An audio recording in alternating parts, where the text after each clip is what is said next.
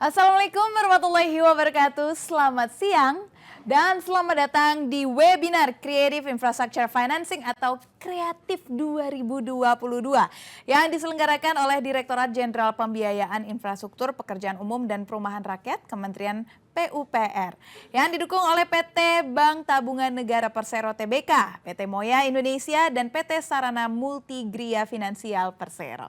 Senang sekali Bapak Ibu sekalian bertemu lagi dengan saya, Syafina Nasyar. Saya yang akan memandu diskusi ini hingga usai nanti ya. Dan pada diskusi hari ini, tepatnya di webinar kita yang keempat dari Kreatif 2022 dengan tema ekosistem pembiayaan perumahan untuk mewujudkan pembiayaan perumahan yang terjangkau dan berkelanjutan. Nah Bapak Ibu sekalian, seperti webinar-webinar sebelumnya ya, jika sebelum memulai diskusi nggak lengkap rasanya kalau saya tidak berdialog bersama dengan generasi muda dari Direktorat Jenderal Pembiayaan Infrastruktur Pekerjaan Umum dan Perumahan Rakyat atau DJPI. Nah kini bersama saya sudah hadir Mbak Ratna Indriani. Selamat siang Mbak Ratna. Selamat siang Mbak. Apa kabarnya? Alhamdulillah sehat. Alhamdulillah sehat. Ih senang banget deh. Mbak boleh dong diceritakan apa sih rangkaian dari Kreatif 2022 dan setelah webinar ini selesai akan ada apa puncaknya Mbak? Silakan. Baik, terima kasih Mbak. Jadi memang acara kreatif ini dimulai mulai tanggal 4 Oktober 2022 dengan adanya press conference, kemudian ada lomba policy brief, ada 4 webinar, dan ada 1 acara puncak. Acara puncaknya tanggal 1 Desember 2022. Di situ juga banyak yang menarik, tidak boleh dilewatkan. Yang pertama ada investor dialog dengan Bapak Menteri PUPR. Kemudian ada pengumuman pemenang lomba policy brief. Ada launching dari aplikasi terkait KPBU dan juga ada penyerahan plakat simbolis kepada MBR penerima manfaat BP2BT sektor informal. Wah menarik sekali, berarti acara puncaknya ini masih akan dilangsungkan tanggal 1 ya Pak, Mbak ya? 1 Desember 2022. Oke, Mbak gimana nih, kan kalau misalkan kita berbicara tentang tema hari ini, kita akan membicarakan tentang rumah. Tanggapan Mbak sendiri nih tentang anak milenial yang katanya nih susah buat dapat rumah. Kalau Mbak sendiri ngeliatnya gimana?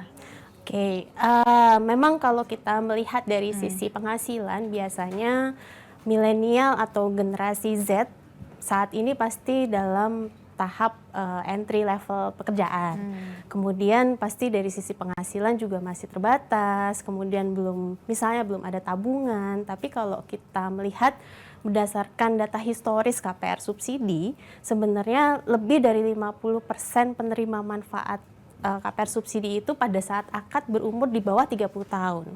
Jadi sebenarnya sejak awal generasi milenial, generasi Z itu sudah tinggi kesadarannya untuk memiliki atau berinvestasi di perumahan yang layak dan terjangkau.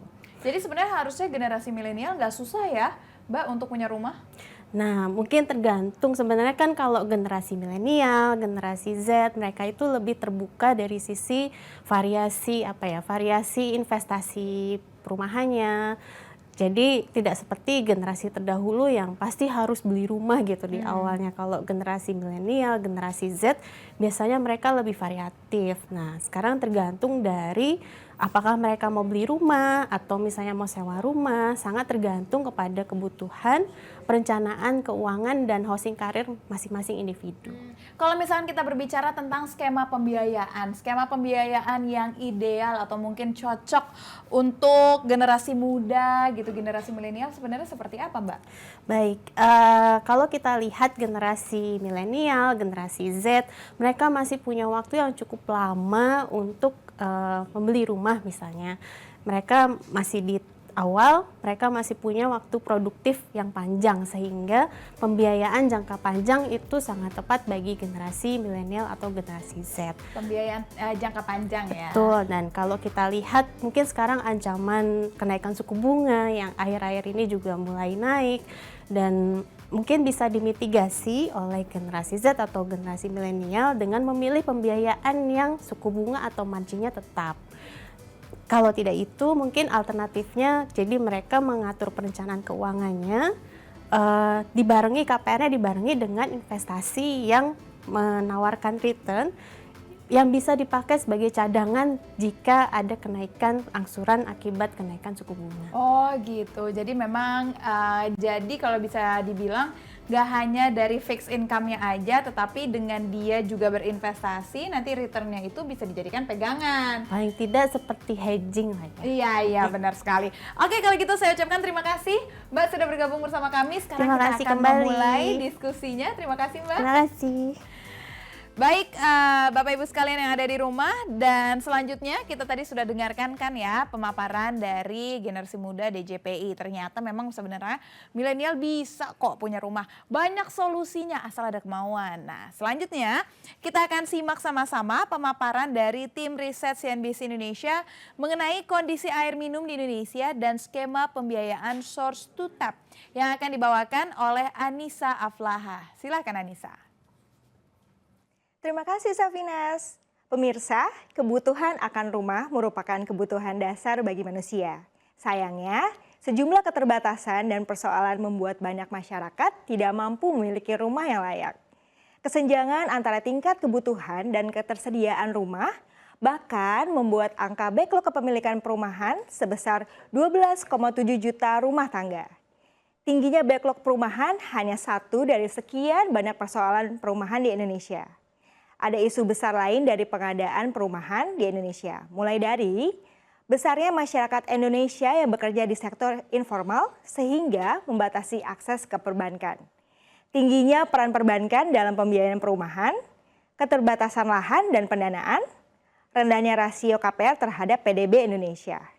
Data RPJMN menyebut proporsi rumah tangga yang menempati rumah layak huni baru mencapai 54,1% di tahun 2020. Angka ini diharapkan mencapai target 70% di tahun 2024. Untuk mempercepat pengadaan perumahan dan menciptakan lebih banyak pembiayaan, pemerintah sudah bekerja sama dengan sejumlah stakeholder, mulai dari Pemda, lembaga keuangan, hingga BUMN. Namun, persoalan besar pembiayaan masih menghadang, mulai dari keterjangkauan atau affordability, yaitu kemampuan finansial masyarakat Indonesia untuk kepemilikan rumah. Ketersediaan atau availability, ketersediaan dana, serta kesenjangan antara persediaan dan permintaan perumahan. Aksesibilitas atau accessibility, yaitu akses masyarakat Indonesia kepada pembiayaan perumahan. Keberlanjutan atau sustainability, yaitu terkait keberlanjutan dana. Untuk mengatasi backlog, pemerintah sudah meluncurkan sejumlah program. Di antaranya adalah program Sejuta Rumah, menyediakan subsidi pembiayaan perumahan, membangun rumah susun untuk masyarakat berpenghasilan rendah, PNS, pekerja industri, mahasiswa, nelayan, dan santri. Membangun rumah khusus untuk masyarakat yang hidup di perbatasan negara, korban konflik sosial, daerah terpencil dan terluar, bantuan rumah swadaya, memberikan kemudahan perizinan bagi investor sektor perumahan, memberikan bantuan prasarana umum untuk perumahan masyarakat berpenghasilan rendah. Upaya-upaya ini diharapkan mampu menyediakan 4,26 juta rumah hingga tahun 2024 mendatang. Isu perubahan iklim jadi tantangan pembiayaan lain yang harus dijawab oleh penyedia perumahan. Program penyediaan rumah kini juga sudah mengarah kepada upaya pengurangan emisi gas rumah kaca. Terlebih, sektor bangunan merupakan salah satu penyumbang emisi terbesar. Dari data Energy Information Administration, sektor bangunan menyumbang sekitar 38% emisi gas global. Isu perubahan iklim juga membentuk pasar sendiri di sektor perumahan. Karena makin banyak masyarakat yang peduli lingkungan, sehingga konsep Go Green makin digemari. Isu perubahan iklim juga menciptakan banyak peluang sumber pembiayaan global yang fokus pada proyek Go Green seperti Green Climate Fund. Tentu tidak mudah untuk mewujudkan konsep Go Green di sektor perumahan karena butuh bahan material yang berbeda, sumber tenaga listrik yang ramah lingkungan, hingga kebutuhan lain luas untuk ruang hijau. Untuk memenuhi rumah yang terjangkau dan menyediakan hunian yang lebih ramah lingkungan, sejumlah inovasi pembiayaan kini dikembangkan Kementerian PUPR. Di antaranya adalah Staircasing ownership atau kepemilikan bertahap. Secara sederhana adalah membagi kepemilikan rumah menjadi dua, yakni antara penjual dan calon pemilik rumah. Calon pemilik rumah membayar cicilan lebih rendah, tapi harus membayar sewa kepada penjual atau pengembang. Calon pemilik rumah akan membayar KPR secara berjenjang. Konsep ini sudah banyak dilakukan di sejumlah negara, terutama di Inggris. Satu lagi adalah Indonesian Green and Affordable Housing Fund atau IGAHF, sebuah platform blended financing untuk mendukung penyediaan perumahan yang terjangkau dengan prinsip green building. Melalui skema ini, Indonesia bisa memanfaatkan sejumlah program fund yang fokus pada isu penanganan perubahan iklim, serta beberapa program dari Bank Dunia dan ADB. Dana tersebut kemudian disalurkan sejumlah institusi seperti perbankan. Pendanaan yang disalurkan kepada bank ditargetkan untuk program pendanaan rumah subsidi, kredit konstruksi untuk pengembang, dan pendanaan proyek dengan bunga yang lebih ringan. Sejumlah pemerintah daerah Indonesia saat ini juga menciptakan inisiatif dalam mendukung penyediaan rumah yang terjangkau, seperti DKI Jakarta dengan program Jack Habitatnya, berupa rumah DP 0 rupiah, rumah susun hak sewa, rumah susun hak milik, serta pemanfaatan dana hunian berimbang dan dana kelebihan KLB KDB. Jawa Barat dengan kolaborasi Pentahelix, program yang melibatkan unsur masyarakat, pelaku usaha, akademisi, hingga media dalam pengadaan hingga pemasaran rumah. Jawa Tengah dengan program Tuku Lemah Oleh Omah, atau artinya beli tanah dapat rumah. Lalu Sumatera Selatan, BCGS, yang merupakan kolaborasi antara bisnis, yaitu perbankan dan pengembang, community atau masyarakat, government atau pemerintah, dan sosial seperti CSR untuk mendukung social green housing bagi MBR sektor informal. Demikian pemaparan dari tim riset CNBC Indonesia. Saya Anissa Aflaha. Kita kembali pada Safinas Nasiar. Ya, itu dia tadi sudah kita dengarkan pemaparan dari hasil riset tim CNBC Indonesia, dan kini saatnya kita mulai diskusi.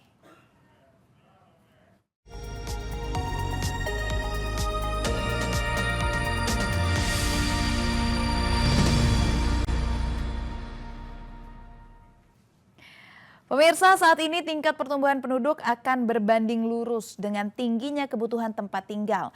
Dan kebutuhan akan perumahan yang layak di Indonesia masih dihadapkan oleh beberapa tantangan. Mulai dari kemampuan finansial, ketersediaan lahan, dan juga akses pembiayaan. Pemerintah telah melaksanakan berbagai skema bantuan dan kemudahan pembiayaan bagi masyarakat yang berpenghasilan rendah atau MBR. Namun, skema yang sudah ada masih belum cukup karena belum sepenuhnya melayani seluruh segmen masyarakat. Maka dari itu dibutuhkan berbagai inovasi skema pembiayaan. Salah satunya adalah dengan staircasing yang tadi juga baru saja dijabarkan oleh tim riset CNBC Indonesia. Nah, kita akan kupas lebih dalam bersama dengan para narasumber yang sudah hadir di studio hari ini. Dan tema kita adalah kebijakan dan inovasi pembiayaan perumahan terjangkau.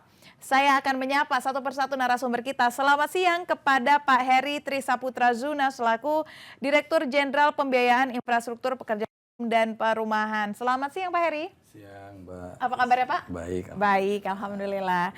Selanjutnya saya juga ingin mengucapkan selamat siang kepada Direktur Consumer Bank PT Bank Tabungan Negara Persero Tbk, Pak Hirwandi. Selamat siang Pak. Selamat siang Mbak. Apa kabarnya Pak? Baik. Alhamdulillah. Selanjutnya juga saya ucapkan selamat siang kepada Kepala Dinas Perumahan Rakyat dan Kawasan Permukiman Provinsi DKI Jakarta, Pak Sarjoko. Selamat siang, Pak. Selamat siang, Mbak.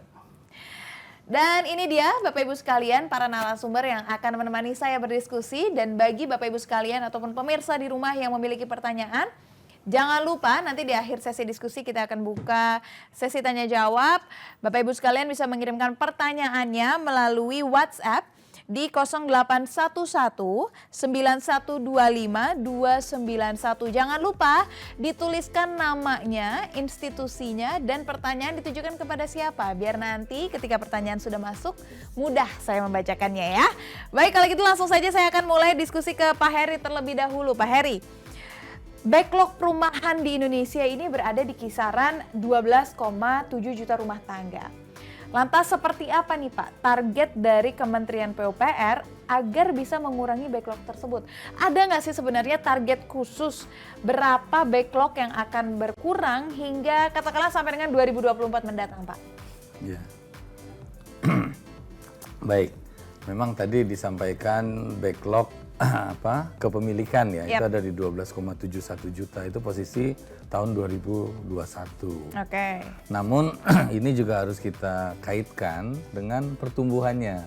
Jadi setiap tahun itu ada tambahan kurang lebih 680.000 keluarga baru, itu yang menikah dan lain-lain yang tentu membutuhkan rumah. Sehingga posisinya kalau kita bayangkan kurva gitu, jadi ada di 12,7 dengan kenaikan sekitar 680.000 setiap tahunnya.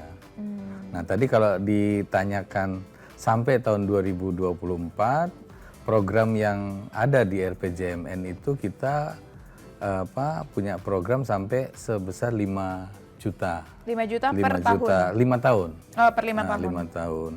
Nah di dalamnya ada yang dalam bentuk kemudahan dan bantuan tadi seperti subsidi sebanyak 1,5 juta atau sekitar 300.000 setiap tahunnya. Nah, dengan kondisi ini tentu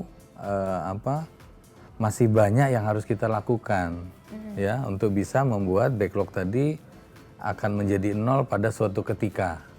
Ya, pada suatu waktu kita berharap backlog ini nol. Mungkin bisa kita sebut pada tahun 2045 harusnya nol. Nah untuk itu baru kita balik. Berapa nih program setiap tahun yang harus kita sediakan sehingga masing-masing yang belum punya rumah tadi mempunyai rumah sesuai amanat Undang-Undang Dasar ya. Pasal 28 huruf H bahwa semua orang berhak memperoleh rumah yang layak. Iya. Itu. Berarti ini target 5 juta sampai per 5 tahun ini bukan hanya berhenti di tahun 2024 kan Pak? Ini Harus akan terus. Dan itu pun harus ditingkatkan. Kalau tidak tadi seperti ngisi bak tapi bocornya lebih gede. Iya. Jadi nggak penuh-penuh dia. Karena setiap itu. tahunnya aja bertambah 600.000 tadi. Sementara Iya. kalau program subsidi itu ada di 300.000. Selebihnya lebih banyak di masyarakat Oke. Lantas apa Pak upaya dari PUPR dalam rangka memberikan kemudahan pembiayaan terutama kepada mereka yang berpendapatan rendah atau MBR ini Pak? Ya, yang pertama tadi kita punya program bantuan kemudahan atau subsidi yang namanya Fasilitas Likuiditas Pembiayaan Perumahan atau FLPP. Nah jumlahnya tahun lalu itu ada di angka 200.000, namun dengan perputarannya bisa kita tingkatkan sampai 220.000-an. Nah tahun ini angkanya meningkat menjadi 220.000, tahun 2023 maksudnya. Jadi programnya terus dilanjutkan yang subsidi tadi. Lalu di luar itu juga kita mengeksplor ya bagaimana fasilitas kemudahan tadi bisa kita sediakan dari resource yang ada di pasar ya, yang ada di pasar artinya di capital market dengan memanfaatkan apa yang ada di ekosistem. Di ekosistem itu di perumahan itu ada banyak entitinya, ada BTN, ada SMF, ada Tapera ya, kemudian ada juga Perumnas. Nah bagaimana masing-masing anggota ekosistem ini nanti berkontribusi untuk meningkatkan layanan tadi ya, layanan. Nah kemudian dari sisi product mix ya, hari ini yang 220.000 tadi adalah kepemilikan. Jadi kepemilikan rumah, sementara kalau berdasarkan permasalahannya di luar yang kepemilikan ada juga yang ingin bangun sendiri. Dan kondisi di Indonesia itu lebih dari 70% mereka membangun rumahnya sendiri secara swadaya. Nah, selain itu ada juga yang sudah punya rumah namun tidak layak huni. Nah, ini nanti produknya adalah dengan renovasi dan seterusnya. Nah, angkanya sebagai ilustrasi kalau kepemilikan itu rasionya 124 maaf. Jadi untuk kepemilikan itu butuh 1, kalau dipakai untuk pembangunan karena dia sudah punya tanah seperti itu ya, bisa dapat 2 unit. Tapi kalau untuk renovasi dapat 4 unit. Itu untuk rumah landed ya seperti itu. Nah, itu. Nah, selain itu juga untuk perluasan kita juga memperhatikan segmennya. Jadi ada isu segmen juga di sana. Segmen terbesar itu adalah untuk segmen yang informal. Ya, jumlahnya paling besar, hampir 60% dari keluarga yang ada di Indonesia. Tetapi layanan kepada mereka relatif paling kecil. Karena memang permasalahannya agak kompleks dibanding yang tetap. Nah, ini juga perlu perhatian dan produk development sendiri yang harus kita siapkan untuk mereka. Ya, mulai dari penjaminan, skemanya yang bersifat sewa beli, karena umumnya mereka tidak punya slip gaji, sehingga track menabungnya harus disiapkan dan dibuat. Ya, itu untuk sektor informal. Untuk yang sektor informal. Hari ini kita punya yang namanya BP2BT, bentuk bantuan dan kemudahan, bantuan pembiayaan perumahan berbasis tabungan. Nah, ini kita dedikasikan bagi mereka yang informal, dan kita uji coba kemarin di pengemudi Gojek ya bersama Bank BTN, juga di pedagang pasar. Dan ternyata memang demikian. Jadi mereka harus menyewa rumah misalnya dengan harga sewa itu yang sama, harusnya bisa dipakai untuk mencicil. Sehingga memang produk tadi harus terus kita kembangkan ya sedemikian rupa sehingga menjangkau seluruh segmen dari masyarakat tadi. Ya, BP2BT berarti ini untuk sektor menengah dan informal itu ya Pak? Yang informal, karena BP2BT itu ya disebutnya MBR ya. MBR. Jadi basisnya adalah tabungan untuk menciptakan track record kestabilan mereka untuk mampu membayar tadi. Oke, baik, saya ingin ke Pak Hirwandi terlebih dahulu. Pak Hirwandi, jadi gimana Pak sebenarnya kondisi kebutuhan perumahan MBR sektor informal ini yang ada di Indonesia? Tadi kan kita lagi membahas tentang hal ini Pak. Ya, tadi sampaikan Pak Dirjen memang sebagian besar di sektor informal itu kebutuhan juga sangat tinggi ya. Nah, kalau kita lihat itu yang sudah punya rumah tapi tidak layak huni juga cukup tinggi, yaitu sekitar 7,4 juta seluruh Indonesia, dan yang belum memiliki rumah itu ada sekitar 4,3 juta.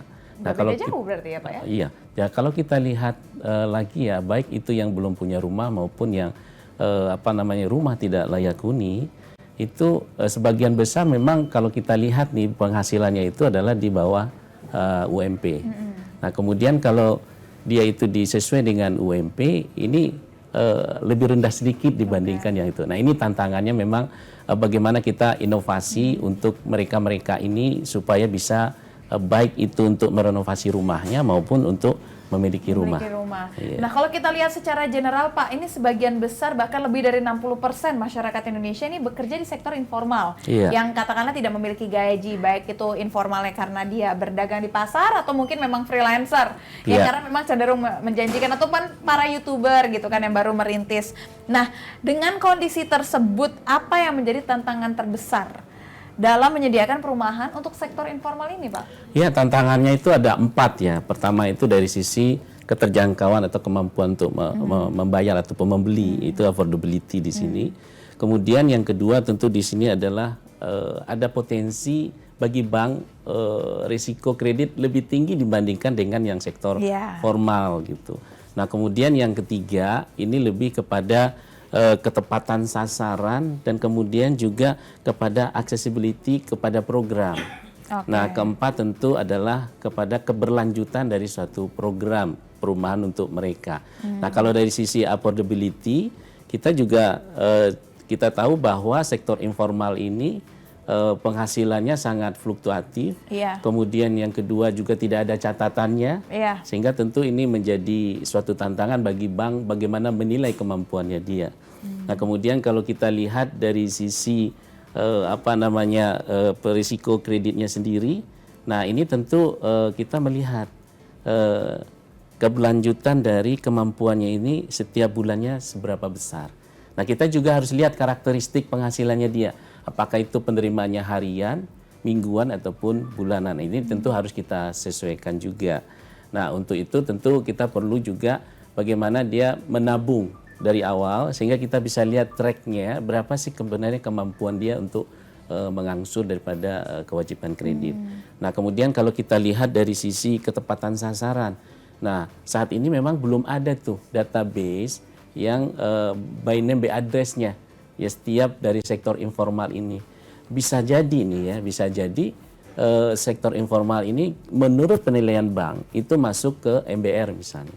Ya, tapi pada suatu ketika di audit, oh enggak ini melebihi daripada MBR, ini jadi problem tersendiri. Tapi kalau sudah ada semacam pendataan dan itu memang dia direkomendasi bahwa memang dia masuk di MBR, itu kan akan lebih baik. Nah, gitu. pendataannya itu gimana, Pak? Nah, pendataan ini yang menjadi Salah PR satu kita tantangan bersama juga ya? Iya. yang harus kita bangun bersama-sama seluruh stakeholder. Iya, betul.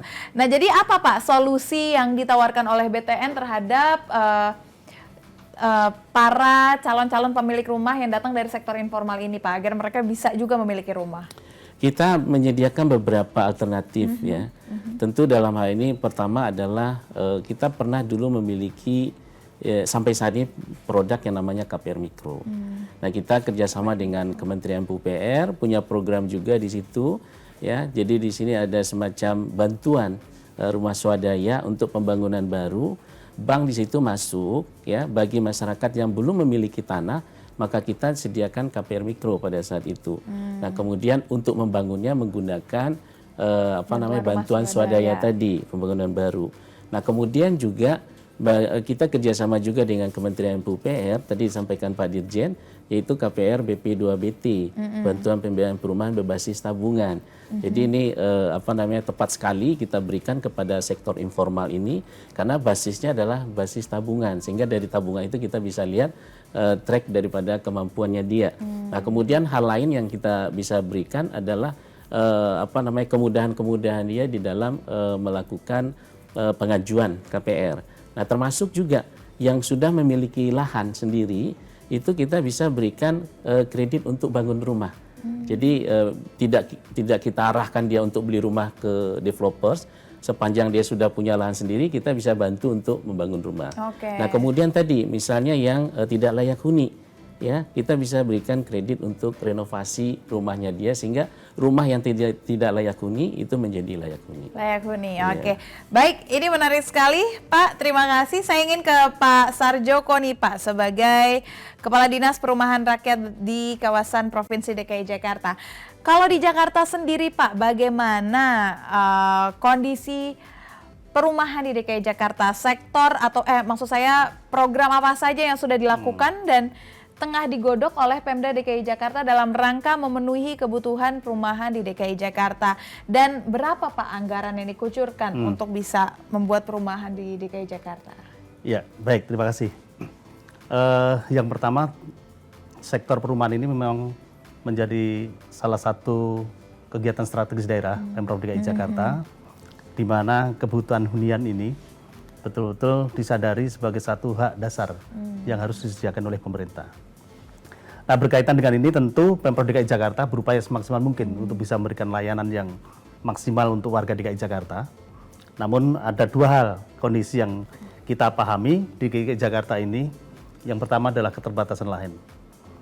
Kemudian tingkat kepadatan penduduk, yang ini tentu akan berdampak munculnya kantong-kantong kekumuhan. Kekumuhan. Iya. Nah dari sisi ketersediaan hunian pun ini juga ada kesenjangan antara hunian yang tersedia dengan jumlah rumah tangga yang ada. Nah upaya-upaya yang ditempuh tentu pertama berkaitan dengan penataan permukiman. DKI Jakarta memiliki Pergub 90 tahun 2018 tentang peningkatan kualitas permukiman, di mana kita melakukan suatu upaya pemugaran, melakukan perbaikan terhadap sarana-prasarana utilitas yang kita kenal ada RW kumuh. Sesuai data BPS di DKI Jakarta ada 445 RW.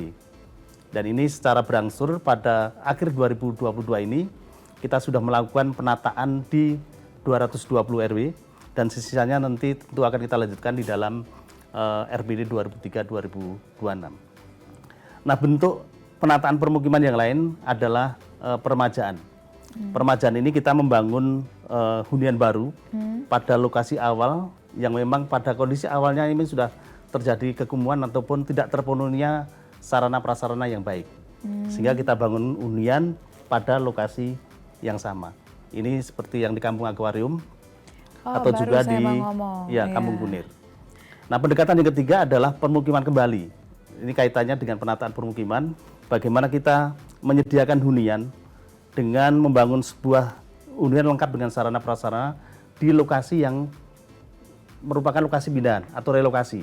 Ini kita lakukan seperti untuk warga ex Bukit Duri yang terdampak penataan Kali Ciliwung, yang kemudian kita sediakan hunian di wilayah HP 4 Cakung.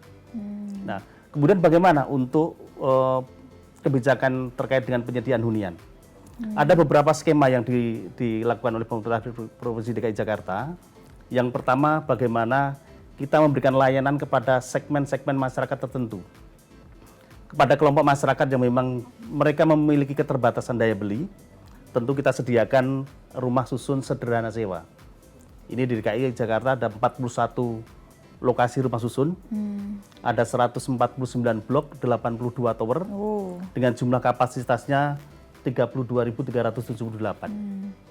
Ini adalah satu perlakuan yang disediakan oleh pemerintah DKI untuk kelompok masyarakat tadi yang belum punya kemampuan untuk memiliki hunian milik. Ya. Kemudian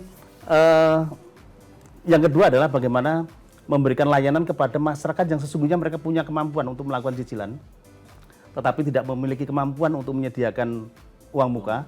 Nah, ini kita sediakan fasilitasi pembiayaan perolehan rumah yang kita kenal dengan program DP 0 rupiah.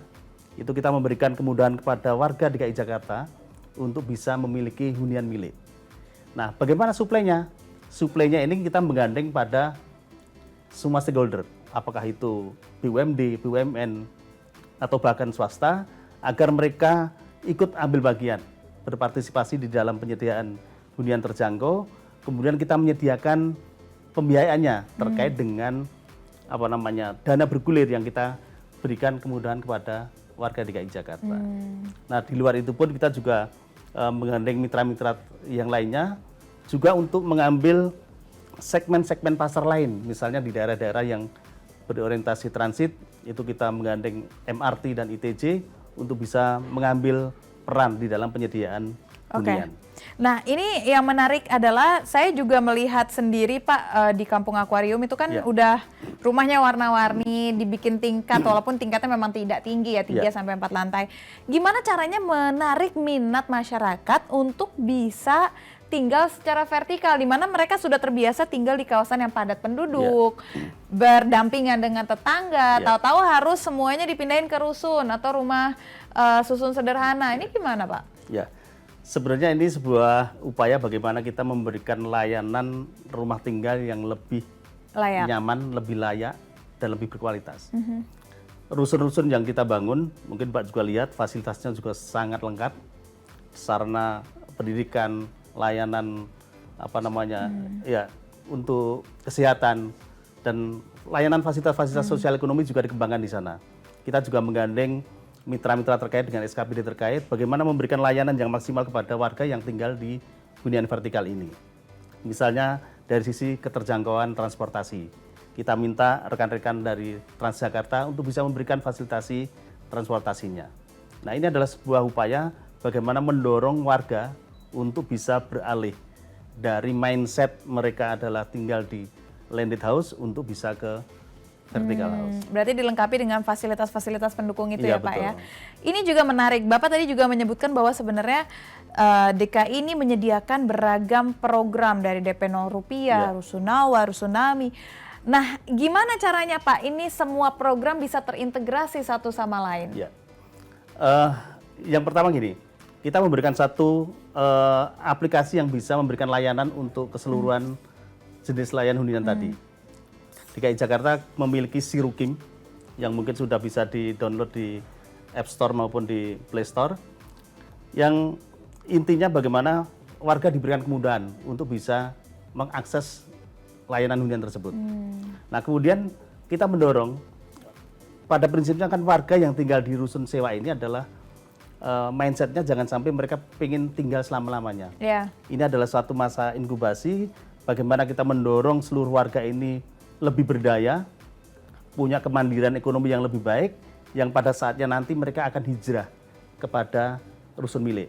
Ini yang mungkin kita sebut sebagai housing career. Jadi supaya punya satu kepemilikan aset yang lebih, yang ini pasti punya nilai investasi yang lebih besar. Oke, nah kalau kita berbicara tentang skema pembiayaan, saya ingin kembali lagi ke Pak Heri. Pak Heri, tadi kan dari presentasi juga kita sudah membahas tentang staircasing ya Pak ya. Ini kalau saya sendiri juga baru mendengar hal ini, tetapi kalau menurut pemaparan tim riset tadi, ini adalah metode yang juga sudah diterapkan di Inggris. Nah, boleh Pak dipaparkan ini seperti apa metodenya, lalu apa keuntungan dari adanya skema ini Pak? Iya, memang ini berawal dari tadi bagaimana kita mencari solusi terhadap permasalahan yang kita hadapi. Jadi kalau tadi kembali ke program subsidi, itu selama 10 tahun terakhir ya, kita sudah menyalurkan sampai 1,7 juta. Oke. Ya. Nah, lalu belajar dari 1,7 juta ini hanya 0,05% atau sekitar 900 unit yang dimanfaatkan untuk rumah vertikal. Selebihnya itu dipakai untuk rumah landed.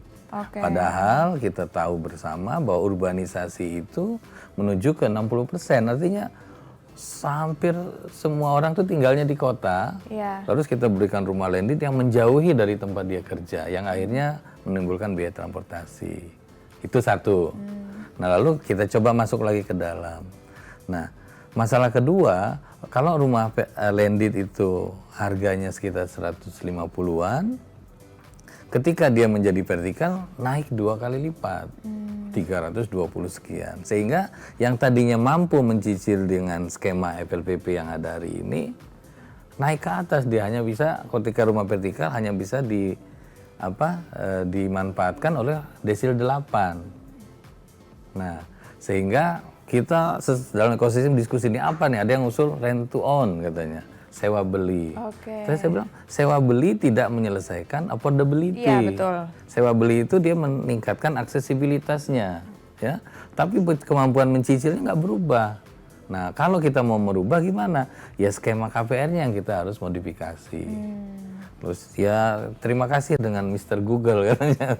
Gitu, Google bermanfaat sekali. Waktu kita lihat ada yang namanya share equity ya, di mana kepemilikannya dibagi 2. Nah, iya gimana tuh Pak sistemnya? Jadi dibagi duanya dibagi gimana 2, nih, Pak? jadi ada kepemilikan yang pertama tentu kepemilikan yang menjadi KPR sesuai dengan kemampuan dia mencicil. Nanti sisanya ini harus dimiliki oleh pihak yang lain. Nah, kami analogikan dengan FLPP. Kalau FLPP kan dia harus membeli rumah 87% dari harga rumah untuk membuat masyarakat mampu mencicil dengan 5%. Nah, ini kita ilustrasi kami itu dibagi menjadi 35% KPR, 65% dalam bentuk rental. Oke. Rentalnya dari mana? Bayangannya kita manfaatkan dana yang ada di FLPP. Di mana dana FLPP itu return-nya hanya 0,5%. Jadi kalau kita kasih rental dengan pengembalian 2,5 kan lebih besar dari FLPP tadi. Itu satu. Terus yang kedua, dari sisi leverage. Tadi kan saya sampaikan 87,5% dari harga rumah harus disediakan oleh pemerintah. Nah, ini 35% bisa disediakan oleh bank dalam bentuk KPR dengan bunga pasar. Oke. Sehingga turun menjadi 65%. Tambah lagi kalau banknya nanti lebih efisien bisa nurunkan lagi bunganya. Itu bisa di 50%. Jadi uang yang sama itu bisa meleverage membangun rumah yang lebih besar. Kita lebih banyak jumlahnya. Jadi asumsinya yang pertama tenornya kita extend jadi 30 tahun. Lalu di 15 tahun pertama KPR-nya 35% sehingga cicilannya jadi sepertiga, Mbak. Kalau tadi kan naik dia. Ini dengan ini jadi sepertiga ditambah biaya rental yang 2,5% terhadap 65%. Nah, dihitung-hitung teman-teman itu nanti ya itu 15 tahun pertama. 15 tahun kedua Yang 65% rental itu berubah menjadi KPR. Dibayarlah dia ke pemilik uang. Udah kemampuannya juga sudah meningkat. Karena dibina oleh teman-teman dari DKI ya, dia dan yang lain pada berembuk bagaimana membuat masyarakat ini berdaya. Nah, sehingga dengan konsep ini bayangannya kita bisa bilang mereka bisa mencicil rumah vertikal dengan cicilan yang tidak jauh berbeda dari yang sebelumnya. Kalau dulu misalnya 1,5 ya sekarang dia harusnya bisa mencicil di kisaran angka tersebut. Dan sejauh ini udah berapa banyak Pak yang menggunakan metode ini atau ini baru kita kembangkan tapi sudah kita uji. Kita bukan diuji, kita bahas bersama OJK dengan teman-teman bank ya. Bahkan kalau secara konsep syariah udah bisa dilaksanakan langsung tanpa harus proses pengembangan produk baru. Nah ini kita membutuhkan pilot. Nah ini kami sambil bisik-bisik dengan yang paling butuh rumah susun itu di mana? Ya DKI. Targetnya ada 230.000 unit dalam 3 tahun ke depan ya Pak ya. Sehingga saya bilang mari kita jadikan pilot. Satu kita membuat inovasinya, bagaimana membuat cicilannya terjangkau dengan staircasing. Yang kedua, inovasi kedua adalah memanfaatkan KPBU untuk membangunnya, sehingga uang swasta bisa masuk. Jadi tidak semua harus dari pemerintah. Itu yang ini, dan ini bisa kita lakukan secara masif. Ya, dari 230 tadi, tinggal kita bicara mau dihabisin berapa tahun, balik lagi ke DKI. Seperti itu. Nah, lalu yang ketiga inovasinya adalah satu apa tadi? Dari sisi demand. Dari sisi KPBU, terus yang ketiga apa ininya? Inovasinya, ini satu lagi berkaitan dengan status rumahnya. Kita punya untuk mengurangi beban harga rumah ya, ada yang namanya SKBG, Surat Kepemilikan Bangunan Gedung. Kalau selama ini yang dimiliki berikut tanahnya. Nah hari ini ada produk baru untuk rumah bagi MBR, bisa yang kepemilikan hanya bangunan gedungnya saja, sehingga harganya bisa kita tekan. Jadi kombinasi ketiga ini luar biasa nantinya. Tentu bisa menjadi jawaban penyediaan perumahan bagi masyarakat. Dan program-program terkait perumahan ini kan sebenarnya banyak Pak, berarti yang tadi Bapak sudah jabarkan. Bagaimana memastikan ataupun memetakan agar program-program ini tidak tumpang tindih dan memang tepat sasarannya, jangan sampai satu orang menerima banyak benefit, atau memang mungkin bisa seperti itu Pak, gimana Pak? Kalau benefit memang hanya satu kali, hanya satu kali. Nah untuk itu proses pemberian fasilitas tadi ketat, checkingnya berlapis, di banknya dicek, kalau di taperanya dicek, jadi sangat berlapis seperti itu. Dan kalau ada kejadian ya harus kita kembalikan, jadi fasilitas subsidinya diambil. Salah satu syarat. Salah satu syarat ya. Oke, saya ingin ke pertanyaan terakhir untuk Pak Sarjoko. Pak Sarjoko, ini kan kita konsep hidup go green makin diminati masyarakat. Sementara pembangunan hunian go green memerlukan pembiayaan yang cenderung lebih mahal dibandingkan pembiayaan-pembiayaan pada bangunan lainnya.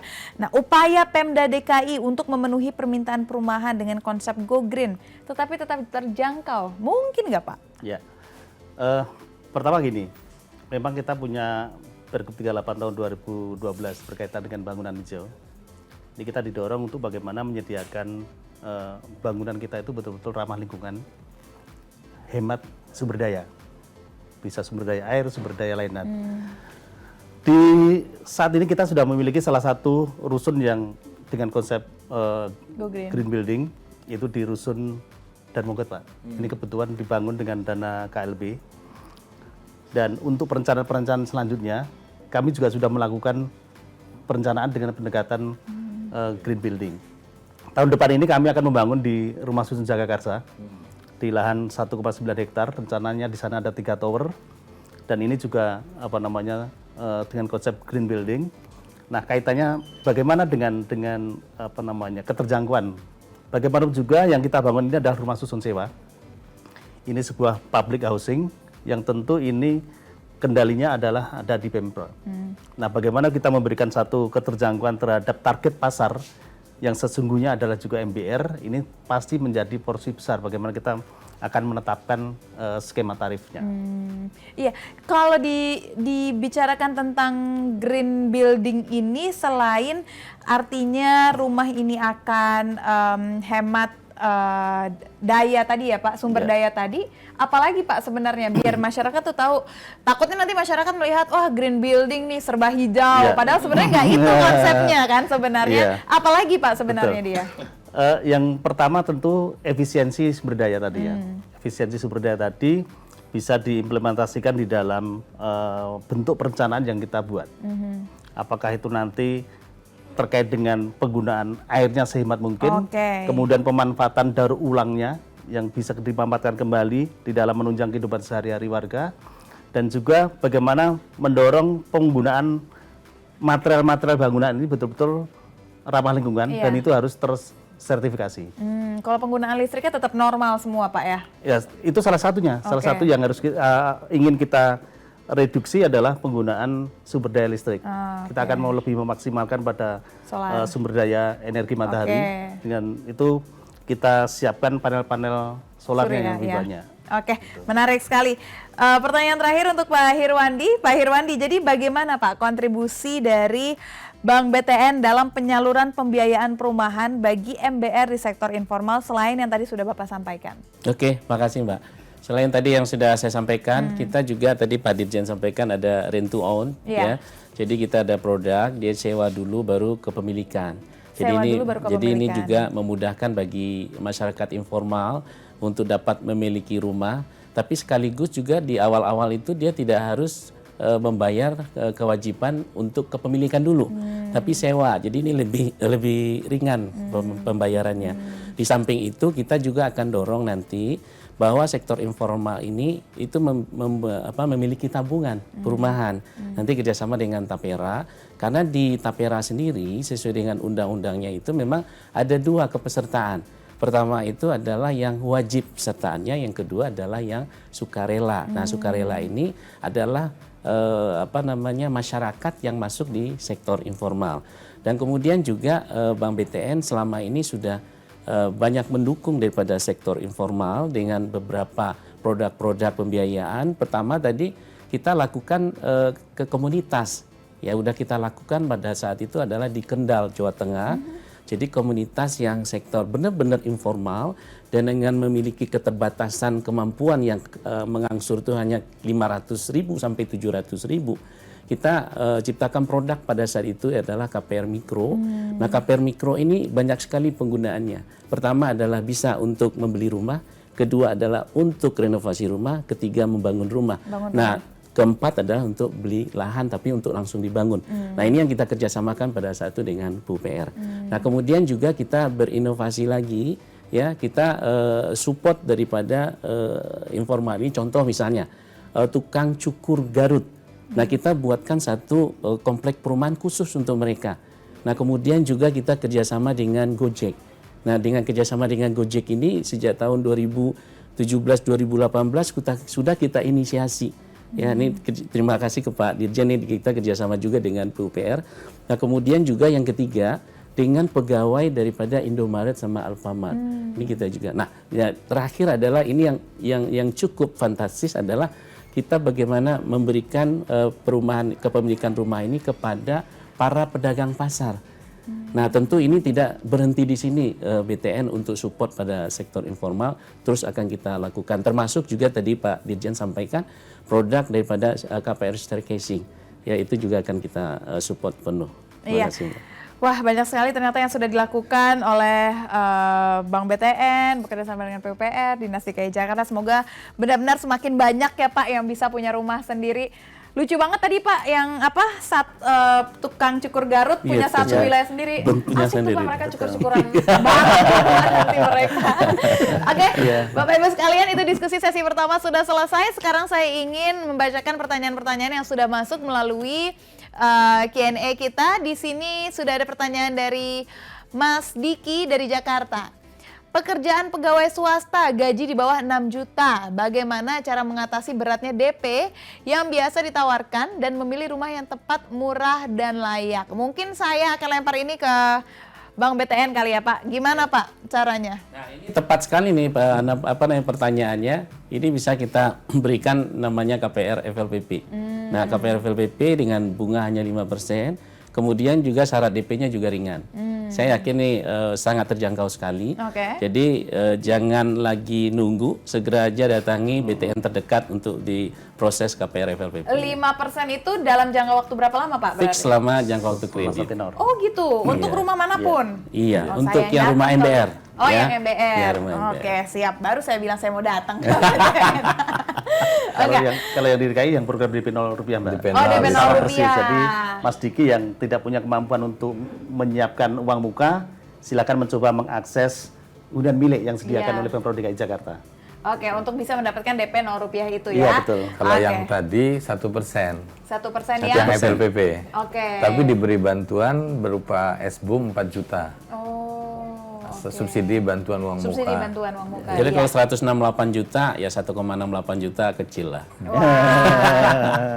Oke, berarti kalau sistemnya yang Bapak tadi ini, misalkan Pak Diki ini mau punya rumah di Jakarta, dia DP harus 0. mencari rumah yang DP 0% ini Iya. atau beliau tetap bisa mengakses rumah yang dimiliki dengan DP 0%?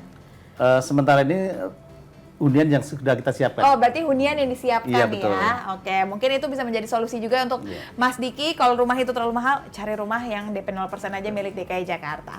Sekarang kita masuk ke pertanyaan selanjutnya. Ini bagaimana penyediaan hunian layak di permukiman kumuh di DKI Jakarta mengingat keadaan lahan yang semakin terbatas. Nah, ini dia tadi Pak Sarjoko Sarjoko. sudah membahasnya sebenarnya. Iya. Silakan Pak. Betul. Terima kasih Mas Deki. Ini salah satu permasalahan yang kita hadapi bersama. Bagaimana kita melakukan penataan di area kumuh. Ada beberapa pendekatan yang memang kita coba untuk bisa dilakukan. Yang pertama, tetapi ini perlu effort dengan kesepakatan bersama pada area kekumuhan tersebut untuk kita melakukan konsolidasi lahan. Ini bagaimana lahan yang ada ini kita maksimalkan untuk hunian bersama-sama. Nah, ini konsep ini baru akan kita lakukan di Cipinang Besar Selatan. Mudah-mudahan ini bisa kita implementasikan di dalam melakukan penataan kawasan yang betul-betul kumuh. Langkah yang kedua adalah kita melakukan permajaan tadi. Jadi kita bongkar di situ juga, kemudian kita bangun dengan sarana prasarana baru. Seperti tadi yang kita contohkan di akuarium ataupun di Iya. Kampung Kunir. Iya. Oke, baik, kita masuk ke pertanyaan selanjutnya. Kita masih menanti pertanyaan selanjutnya. Oke, kita masih menunggu pertanyaan selanjutnya untuk masuk ya.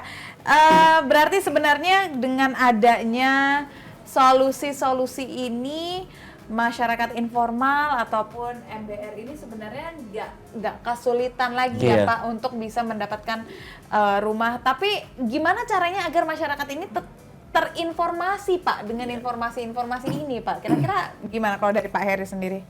Ya, sosialisasi ya. Kita secara menerus kita lakukan sosialisasi dengan website yang ada maupun dengan program ya bersama-sama baik dengan perbankan, dengan pengembang, dengan melakukan pameran Iya, dan betul. lain-lain ya. Ya memang kita juga yang butuh Segala cara rumahnya lah. juga harus aktif ya Betul. Pak ya untuk mencari info. Dan sekarang mungkin sosial media juga Iya, termasuk sosial yang harus media. didorong ya. Iya, dan salah satunya dengan nonton webinar ini, benar Ya, nggak Pak ya? betul sekali. Oke, ini pertanyaan masuk lagi dari Nurul.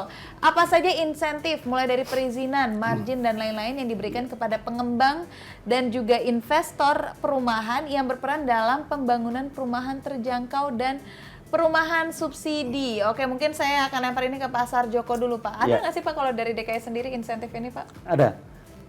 Pemprov DKI Jakarta menerbitkan Pergub 1 tahun 2022. Ini berkaitan dengan insentif pembangunan rumah susun umum tanpa uang muka ataupun rumah susun sewa. Di mana insentif ini diberikan kepada pengembang terkait dengan optimalisasi pemanfaatan ruang. Kemudian diberikan satu kelebihan berkaitan dengan KDB dan KLB.